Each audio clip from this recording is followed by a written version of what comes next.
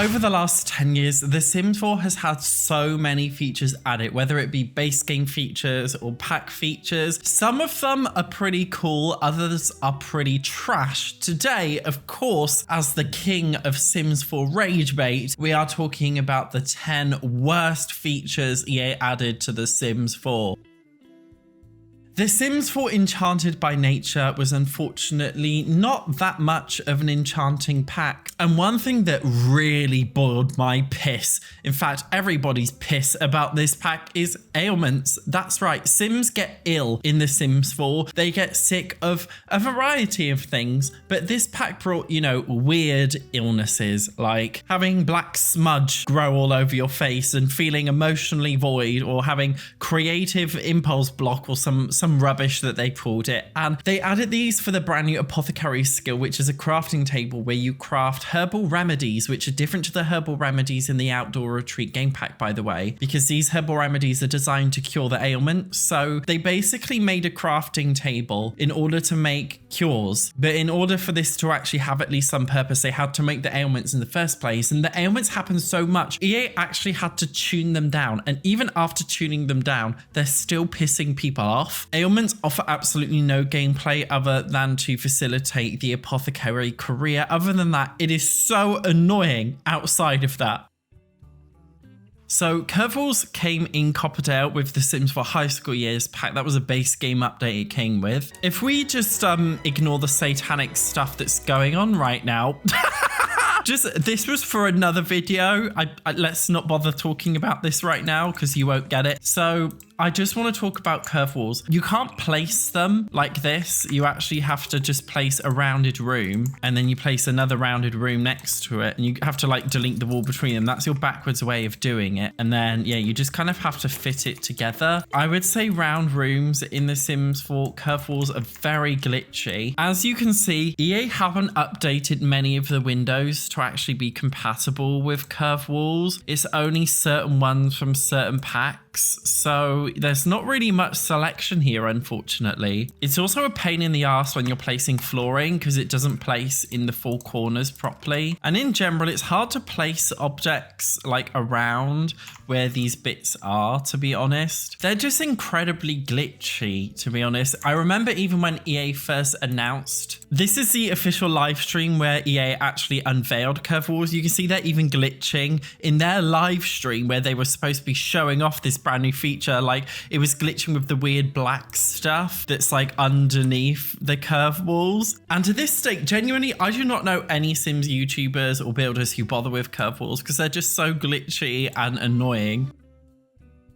Lifestyles are a feature that came with The Sims 4 Snowy Escape. So if you go into the Simology panel, amongst all of the trash here, somewhere we'll find it. There we go, lifestyles. So it says lifestyles are an expression of a Sim's behaviors and habits over time. A Sim can only work towards or against a lifestyle so much in a given day. So basically, if you perform certain interactions, you will actually increase the chance you have this lifestyle badge. Most Simmers will either unlock outdoorsy or indoorsy, just accidentally, just through normal gameplay, and they all have some effects. So technophobe, if a person doesn't use technology much, it just has weird effects like various benefits relating to broken electronics when on a lot without power or when using a lot with the off-the-grid lock trait, whatever that means. Prefers avoiding technology, can intentionally sabotage electronics, decreases work performance in tech-related careers, tense when using technology. Why do I want that? In what world do I want to use that? Do you know what I mean? It just seems so pointless. And then we've got single and loving it. And even if I played with the single sim over a long lifespan, they never ever unlock this, by the way. I've honestly never had any of these apart from like outdoorsy or something. This one has weird effects like increased skill gain in all skills when single, tense when in a new relationship. I just don't really get what it is. And I feel like most simmers don't like it simply because it's something that happens automatically that you have no control over. Because the system is just not built in a very good way, you end up just literally having like outdoorsy over and over again, and you never really get to experience any of the other ones at all. And it's just one of those things that annoyingly impacts your Sim's life. and adds to the over complexity of the simulation, what's going on behind, you know, the coding behind closed doors under the hood. And it probably is one of the reasons why The Sims 4 is such a mess, as an, you know, educated guess.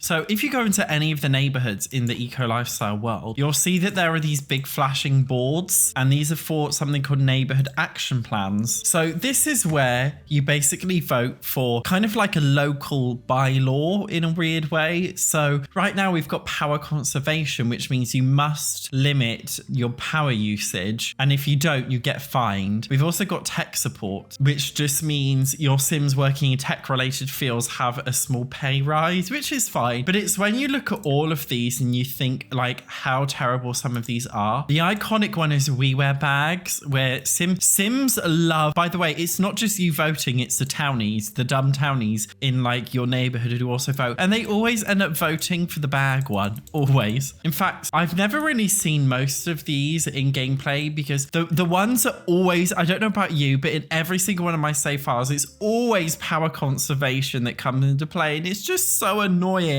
On paper, I think it's a cool idea having these different kind of plans that you can do. It's just the implementation was not there.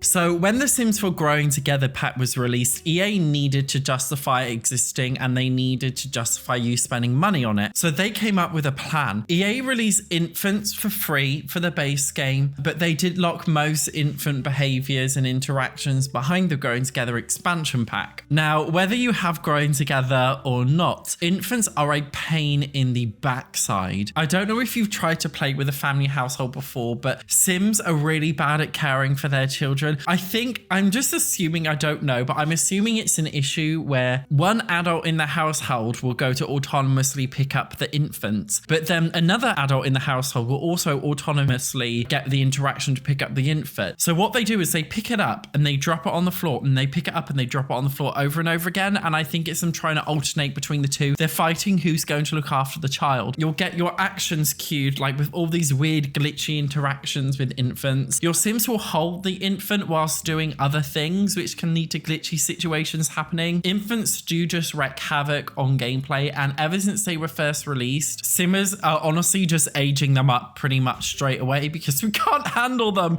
They're so buggy. And it's funny because Simmers have been begging for like an infant life stage for ages. When the Sims were first released, babies were literally coded in as an object. You couldn't even take them out of the crib. So to go from that to infant, Simmers before they were released were like, wow, this is amazing. And then it actually came out and people thought, oh, this is actually a really buggy mess.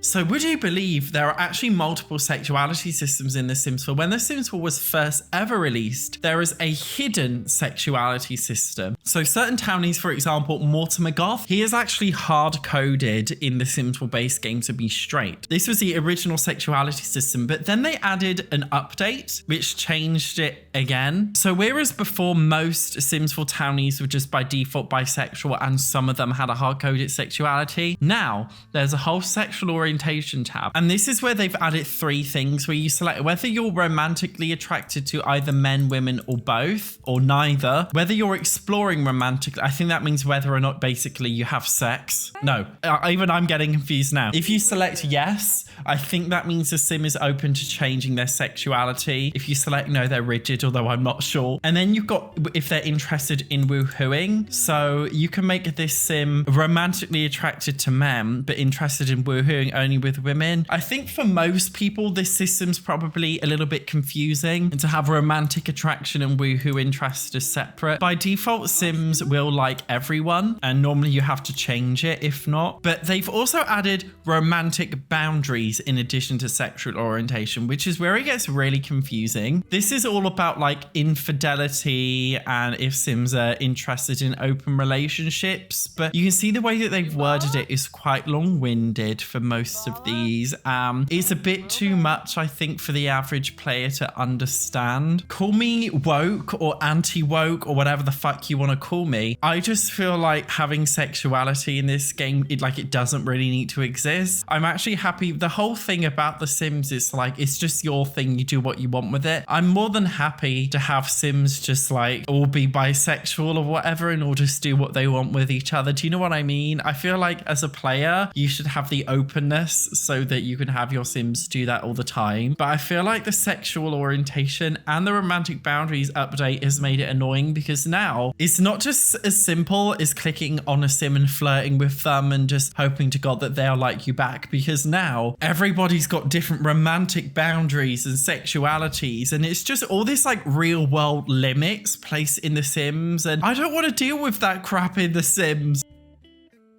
So I'm titling this Ranch Hand because when The Sims 4 Horse Ranch came out, it came out with the Ranch Hand, which is just basically a caretaker of the farm that you own, but it's incredibly buggy and glitchy and doesn't work. The Ranch Hand won't come and go at the correct times. They'll just stand around 24 hours baking birthday cakes, and that's pretty much all they do, and they won't bother doing their job. But really, this wasn't just about Ranch Hands. This is about all of them, okay? The butlers too, the ones that just kind of flick the table and they don't really do anything else. They don't do their job. The maids, the nannies, the invisible nannies. Have you guys experienced those? I just feel like none of the services in The Sims 4 are actually capable of doing their jobs. Even like the ones who are working, like the bartenders, even half the time I find they are not actually attending the bar. It's just something about the service Sims. They can't do anything. Nobody's getting serviced in this game. Do I make a sex joke, or do I try and keep this mostly family friendly? I think I won't make the sex joke about being serviced. The Sims 4, I just think as a base platform is just so awful and fragile that any kind of service they attempt to add in this game in any pack just doesn't work. I believe the Ranch Hand from The Sims 4 Horse Ranch was the latest one. I don't think they've done any since, and it's no surprise why, because they don't ever work. It looks like it's basically just beyond being fixed. Residential rentals came out with The Sims 4 for rent, which when it first released, I was like, oh my God, this is an amazing feature, by the way. Not are you only able to kind of make your own mini apartment buildings, but you can also make things like care homes. I actually made a care home in the game, which actually functioned really, really well. I've seen people do kind of clever things like trying to make boarding homes, not boarding homes, like, you know, I forgot what it's called, you know, like foster care home stuff, like the adoption homes, the halfway houses, like they've done that. It's really clever what you can do. It's just the implementation was not there. They come with landlord and tenant events, which is where issues happen, like you'll get a bug infestation or something like that, and you've got to deal with it. And it's often set up in such a way that it can't be dealt with because it wasn't implemented and coded very well, and it's very glitchy to this day. It's probably one of the most riddled pack for bugs. And not only that, it's corrupting save files for Christ's sake, and EA can't understand why. There's also the issue that if you're a landlord yourself, it's actually almost impossible to get paid. Every time I've tried to play with the pack, I've genuinely never been paid as a landlord, and EA have actually come out and said that there's genuinely not an issue and they don't know what people are talking about, but there is quite literally an issue with being paid. I just still can't have it happen. And as a tenant as well, sometimes the rent is just like a really weird price. It's all just one big mess that doesn't really work. And honestly, I feel like it's just beyond saving at this point. I don't think it's fixable. Obviously, they're continuing to sell it because it's EA. And I mean, they can try their best to fix it, but they won't.